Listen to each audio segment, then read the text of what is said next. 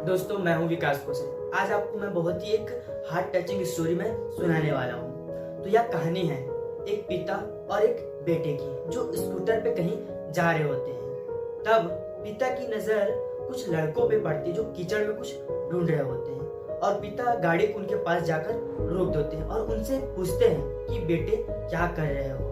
तब उनमें से एक लड़का कहता है कि क्या आपको नजर नहीं आ रहा है, हम सब उस सोने के फल को पाने की कोशिश कर रहे हैं।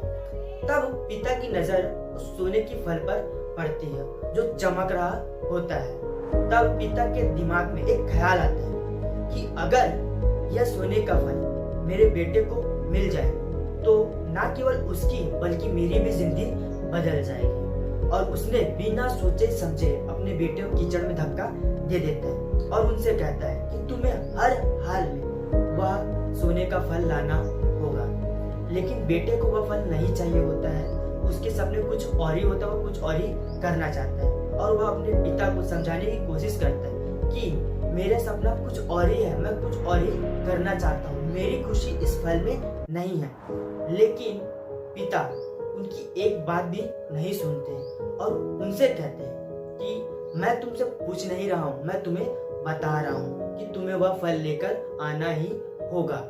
अब यहाँ पर बेटे ने भी अपने पिता की खुशी के लिए, अपने पिता के सपने के लिए अपनी पूरी जोर लगा देता है, पूरी जान लगा देता है। और जैसे जैसे वह हाथ पैर मारता है उस फल को पाने के लिए, वह और नीचे धंसने लगता है।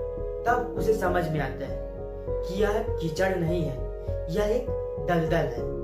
फिर वह चीखता है, चिल्लाता है और अपने पिता को आवाज लगाता है। लेकिन उनके पिता उनसे कहते हैं कि बहाने मत बनाओ, यहाँ और भी लोग हैं जो यह फल को पाना चाहते हैं। तो बेटे ने एक बार और पिता के लिए अपनी पूरी ताकत लगा देता है, अपनी पूरी जोर लगा देता है और फल को पाने की पूरी कोशिश करता है। लेकिन उनके हाथ में कुछ भी नहीं आता है और वह धीरे धीरे नीचे धंसता चला जाता है और मर जाता है।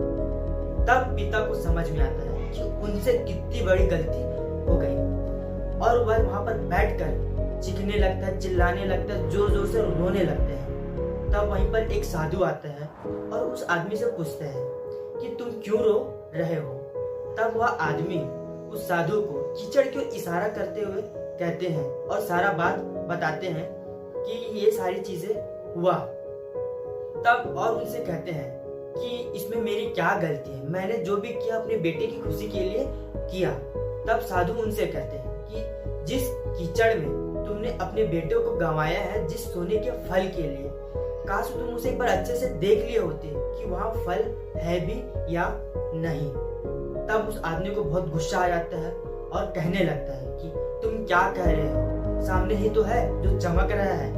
तब साधु उनसे कहते हैं, ऊपर की ओर, कीचड़ की ऊपर की ओर इशारा करते हुए कहते हैं कि सोने का जो फल तुमको कीचड़ में दिख रहा है वह उस पेड़ की परछाई है और असली फल तो उस पेड़ के ऊपर है।